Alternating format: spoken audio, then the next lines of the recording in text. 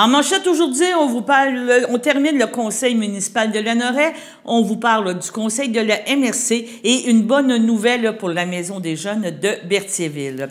Bonjour et bienvenue à votre bulletin de nouvelles du 11 mars 2025. Et oui, nous allons terminer, excusez-moi, aujourd'hui, vous présenter quelques extraits du conseil de la municipalité de Lanoraie. Et nous y allons tout de suite en parlant d'équité salariale. 6.5, équité salariale. Donc, proposer, appuyer, résolu de retenir l'offre des services de la Fédération québécoise des municipalités pour nous accompagner dans les travaux de maintien de l'équité salariale et qu'un budget de 11 500 $ pris à même le Fonds général soit prévu à cette fin. Donc, qu'est-ce que l'équité salariale? Dans le fond, c'est ni plus ni moins travail égal, salaire égal, et c'est les postes. C'est pas les personnes qui sont évaluées, ce sont les postes de travail. Donc, travail égal, salaire égal. L'équité salariale est basée sur plusieurs facteurs. Exemple, année d'expérience pour occuper un poste, scolarisation, etc. L'exercice se fait aux 5 ans. Alors, l'idée, c'est de s'assurer que, pourquoi aux 5 ans? Parce que, justement, on veut pas qu'il y ait des écarts trop importants qui se produisent si on attend trop longtemps. Et de toute façon, c'est une obligation de le faire comme ça aux 5 ans. Et on va chercher un coup de main d'AFQM qui ont développé une expertise dans le domaine, qui vont soutenir l'équipe municipale dans la suite des choses. Est-ce que ça vous va? Est-ce que j'ai un proposeur? Proposé par Mme Marie-Ève Mondor. Est-ce que j'ai un appuyeur? Appuyé par Mme Josée Castonguay à ma gauche. Ceux qui sont en faveur?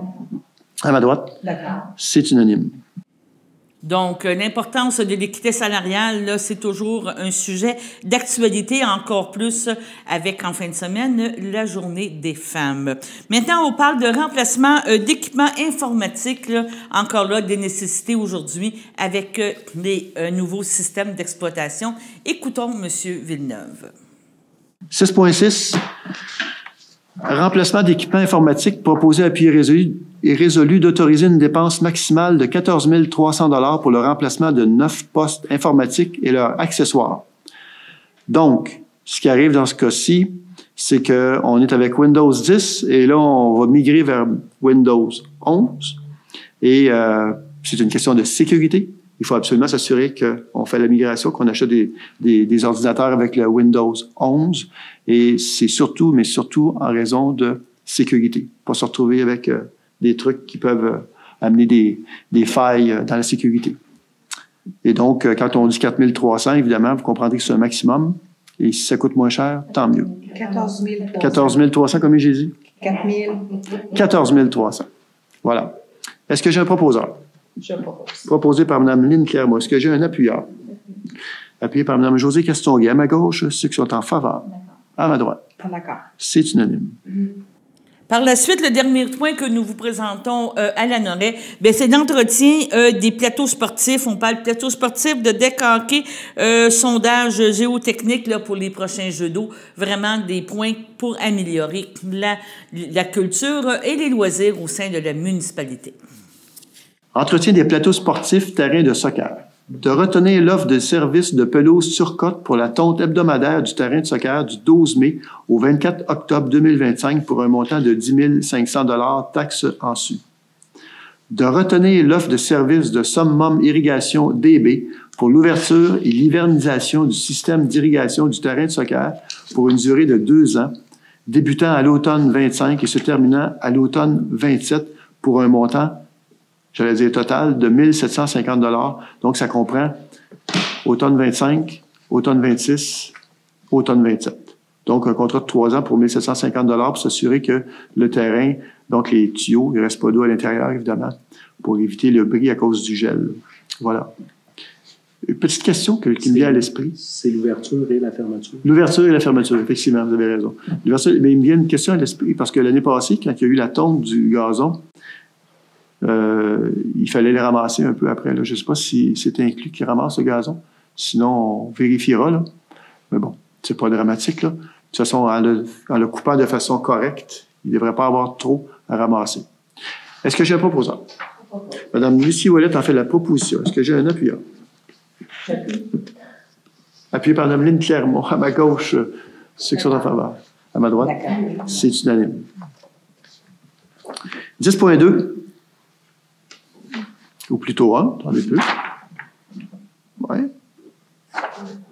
C'est pas grave. Il y a une petite erreur dans mes papiers. On fait 10.1. Entretien des plateaux sportifs, terrain, baseball. Proposer, appuyer, résolu de retenir l'offre de services de multi-surface pour l'entretien saisonnier du terrain de baseball, comprenant l'ouverture du terrain, son entretien bimensuel du losange et l'entretien du champ pour un montant de 14 435 et 74 taxes en su. 10 435 et 74 taxes en su. C'est correct? Parfait. Ça va? Maintenant, oui. Ah, comment j'ai dit ça? Je l'ai pas. Vous avez dit 14 000. Ah oui, décidément. Changer mes lunettes. Alors, est-ce que j'ai un proposeur? Proposé par Mme Lucie Ouellette. Est-ce que j'ai un appuyeur? Appuyé par Mme Josée Castonguay. À ma gauche, êtes-vous en faveur? D'accord. À ma droite? D'accord. C'est unanime. 10.2, surface de deck hockey. Proposé, appuyé, résolu de mandater le directeur général et greffier de trésorier à demander des soumissions par appel d'offres sur invitation pour la fourniture et l'installation d'une surface de deck hockey sur la patinoire. Donc, c'est, vous avez vu à l'automne, on a scarifié, on a remis une couche d'asphalte. La scarification avait pour but de pouvoir remettre une couche d'asphalte sur ce qui restait comme asphalte existant. Et ça permet aussi ça l'a permis de pouvoir avoir des meilleures pentes pour évacuer l'eau. Est-ce que c'est parfait? La réponse, c'est non. Mais c'est pas mal mieux que c'était. Et ceci étant dit, là, on va mettre une surface de deck hockey pour ceux qui sont déjà allés à Sainte-Geneviève-de-Berthier, entre autres, sur la 158. Vous allez voir ça, c'est vraiment magnifique. Alors, si l'idée, c'est de faire la même chose ici, donc on part en appel d'offres pour pouvoir faire les travaux le plus rapidement possible au printemps. Est-ce que j'ai un proposeur? Proposé par Mme Lucie Ouellette. Est-ce que j'ai un appuyeur?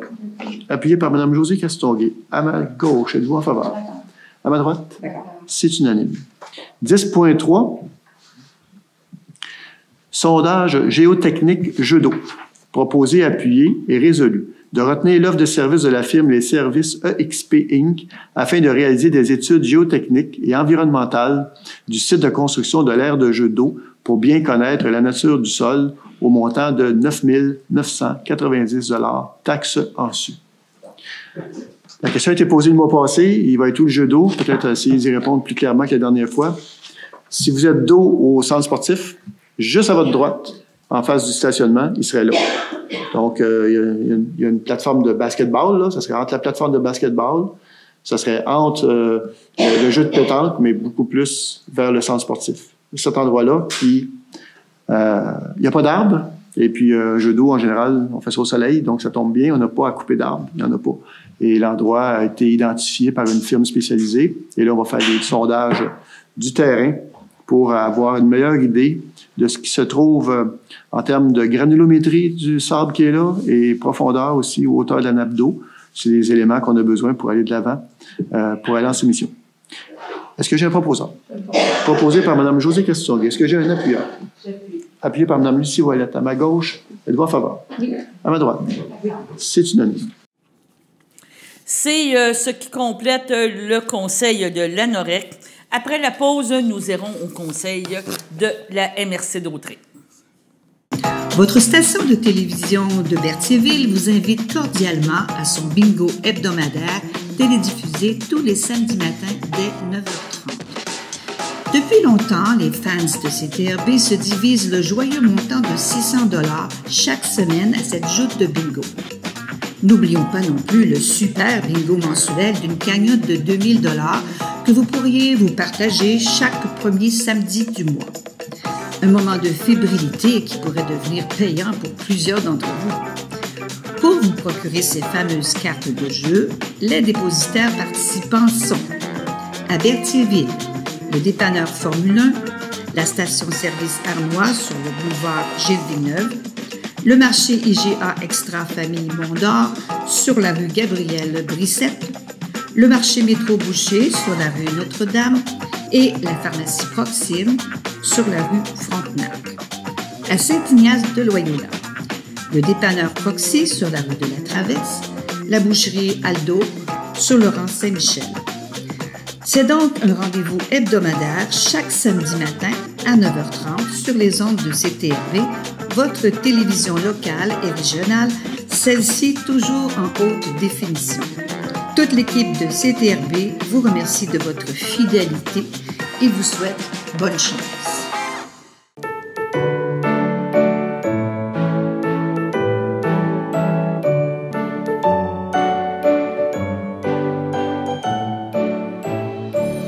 Pour aujourd'hui, le 11 mars, le FADOC, le CABA, désire souhaiter bon anniversaire à Véronique Morin. On vous rappelle que c'est votre anniversaire, profitez-en bien avec votre famille et vos amis. On vous parle un peu maintenant du CRAPO, donc le Centre régional pour l'art de la parole, la transmission de la parole qui se situe à Saint-Félix-de-Valois. Et demain, le 12 mars, à 19h15, le Ciné Blabla présente le magnifique long-métrage Maria Montessori, la nouvelle femme de la réalisatrice Léa Todorov. Donc, le synopsis, en 1900, Lily Alangi, célèbre courtisane parisienne, a un secret honteux. Sa fille Tina, née avec un handicap, peu disposée à s'occuper d'un enfant qui menace sa carrière, elle décide de quitter Paris pour Rome. Elle y fait la connaissance de Maria Montessori, une femme médecin qui développe une méthode d'apprentissage révolutionnaire pour les enfants alors qu'on appelle déficients. Donc, écoutons la bande-annonce.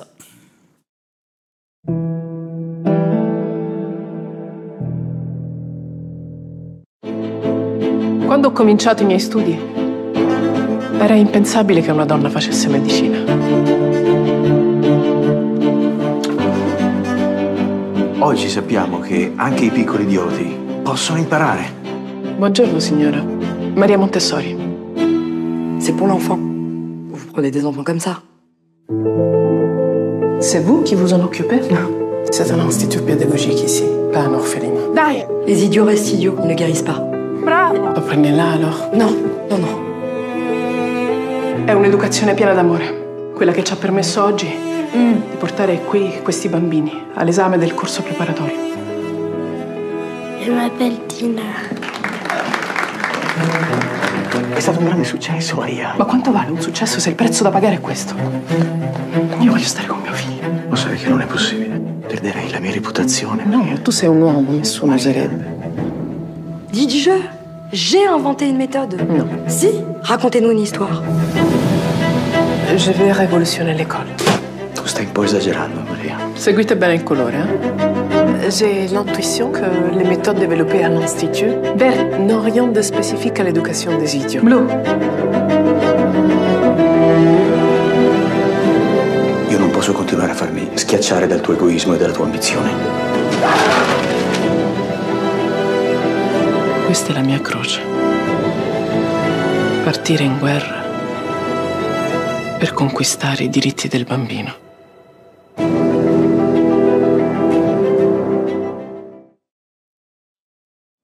Donc, les billets seront en vente sur place, paiement comptant seulement. Et maintenant aussi, le 14 mars, c'est l'heure de la veillée, de la journée de la veillée des chansons traditionnelles animée par Kevin Nadeau et Élie Benjamin. Pour l'occasion, ils seront accompagnés de leur invité, le chanteur et porteur de tradition Gérald de Côté. Ces soirées s'adressent à tous les amateurs de danse, de chansons traditionnelles québécoises qui désirent venir en pousser une ou simplement répondre aux chansons. Dans une atmosphère conviviale et festive, la seule règle est d'avoir du plaisir. Les billets sont au coût de 8 $. Ils sont disponibles à la porte seulement, encore là, paiement comptant, et l'entrée est gratuite pour les membres et les résidents de Saint-Félix-de-Valois. Regardons un peu à quoi ressemble une veillée traditionnelle.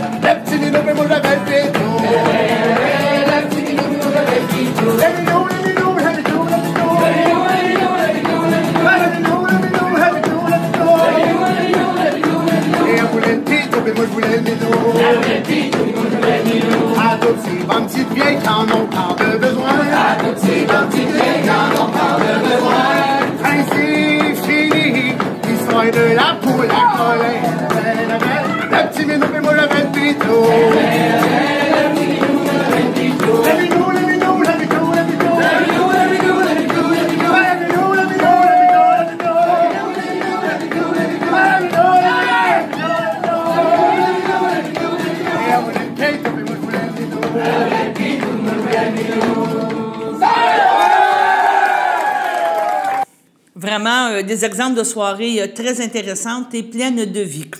En terminant, en parlant un petit peu encore on pourrait dire, d'événements qui s'en viennent, la Maison des jeunes de Berthier nous a fait part d'une très bonne nouvelle. Écoutons, entre autres, Daniel Gladu.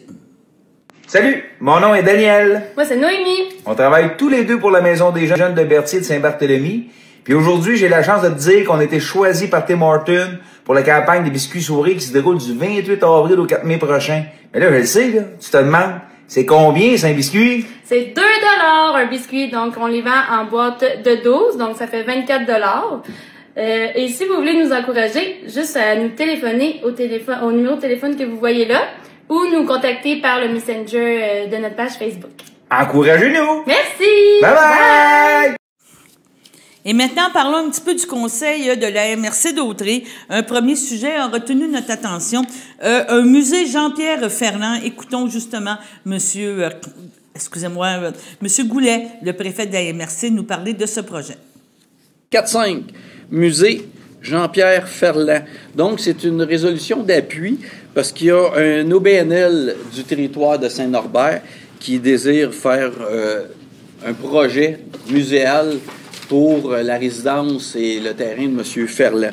Évidemment, par contre, dans cette résolution-là, ce que j'aimerais probablement rajouter à la résolution, c'est évidemment, conditionnellement, on approuve. C'est un super beau projet, mais il faut que le propriétaire soit d'accord, parce que le propriétaire, c'est pas l'OBNL. Donc, on va rajouter dans notre résolution qu'à condition, évidemment, que le propriétaire soit en accord avec ce projet-là. Fait que c'est bon pour tout le monde?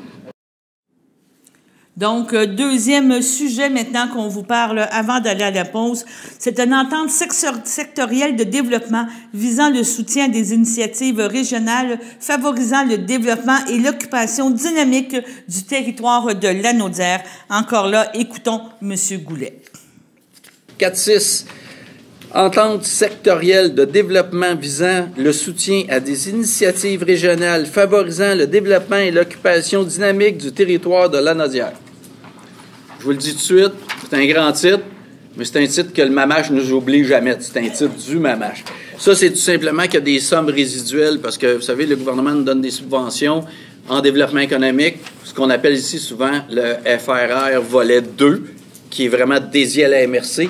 Il y a le volet 1, qui est vraiment régional. puis c'est tout simplement pour des sommes résiduelles qui restent, de l'envoyer d'une entente sectorielle. C'est excessivement administratif, c'est pour pas perdre ces sommes-là. Fait que c'est bon pour tout le monde. Donc, ça me prend quelqu'un qui propose, proposé par M. Villeneuve, appuyé par M. Gravel, à ma droite, à ma gauche. Donc, sur ce, demain, nous continuerons à vous présenter le conseil de l'AMRC, nos extraits. Et maintenant, allons à la deuxième pause. Voici une plaque porte-clés des amputés de cœur. Quand vous utilisez une plaque porte-clés, vous protégez vos clés. Si vous les perdez, la personne qui les trouvera pourra appeler au numéro au dos de la plaque. Ou les déposer dans une boîte aux lettres. Puis, les amputés de guerre vous retourneront vos clés. Gratuitement!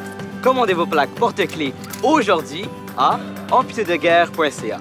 Et améliorez la vie des personnes amputées comme moi. Merci.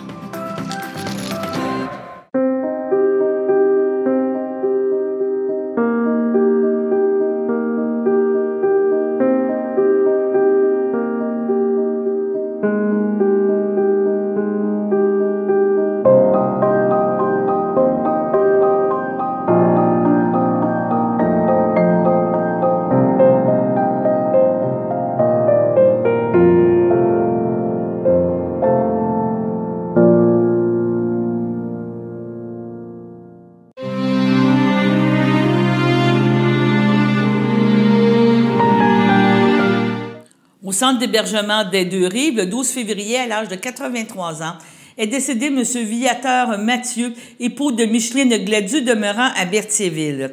Il laisse dans le deuil, outre son épouse, ses enfants, Monique Mathieu, Claude Tellier, Manon Mathieu, Serge Martel, Pierre Mathieu, Rita Boucher, ses petits-enfants, Annick Martel, Christopher Lambert, Joanie Martel, Joël Descoteaux, Mathieu Martel, Lydia Plamondon, Mathilda Martel, Mathieu Adam, Hugo Martel, Catherine Soucy, Olivier Mathieu, ses arrière-petits-enfants, Ariel, Arthur, Rose, Malik, Louane, Oscar et Ophélie, ses frères et ses sœurs, Gabriel Mathieu, Louise Mercier, Nicole Mathieu, Pierrette Mathieu, Carmel Mondor, Madeleine Mado-Mathieu, Alain Desrosiers, Gisèle Mathieu, Fernande Desjardins, Lise Mathieu, Feu Élisée Mathieu, Feu Cécile Mathieu, Jean-Paul Dulon, ses beaux-frères et belles-sœurs, Serge Gladu, Françoise Saint-Martin, Sylvie Gladu, Daniel Sicard, Joanne Gladu, Louise Gladu, Michel Chrétien,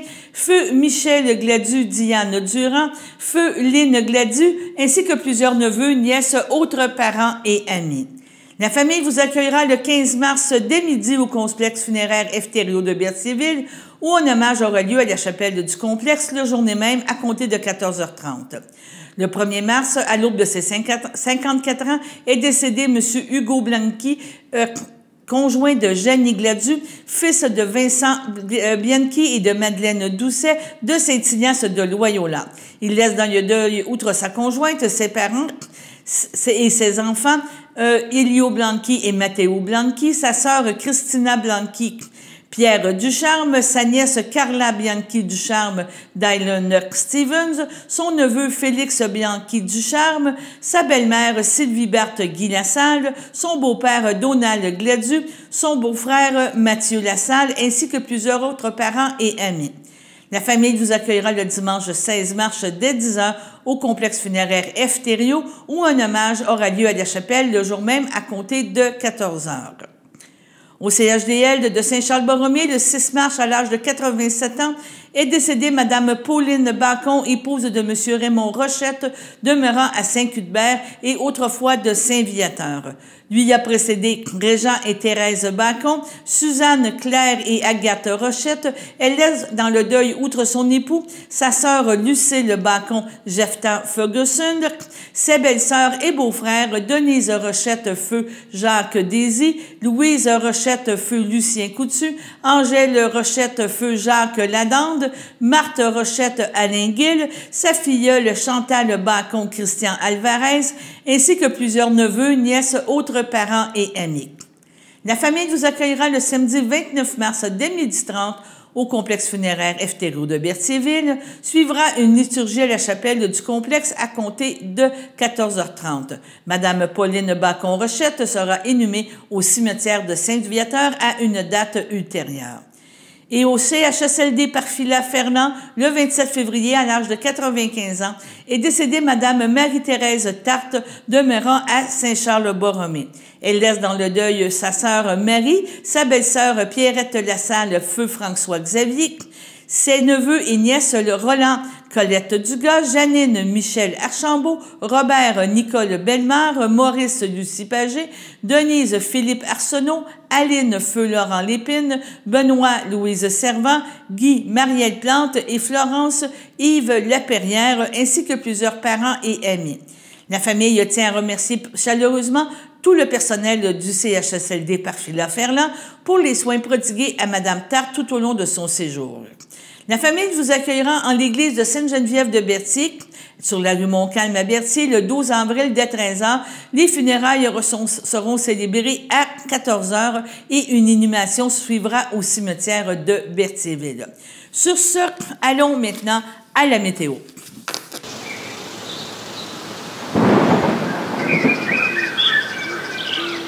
Bienvenue à votre météo de cette semaine. Aujourd'hui, mardi soir, ce sera des risques d'averses, une température de 3, un temps ressenti de -2, moins de 1 mm de pluie.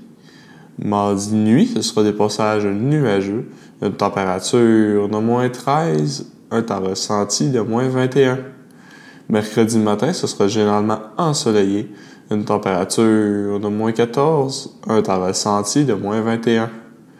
Mercredi après-midi, ce sera un ciel variable, une température de -5, un temps ressenti de -9. Mercredi soir, ce sera un ciel variable, une température de -9, un temps ressenti de -12. Mercredi nuit, ce sera un ciel variable, une température de -13, un temps ressenti de -19. Et voilà, c'était tout pour votre météo.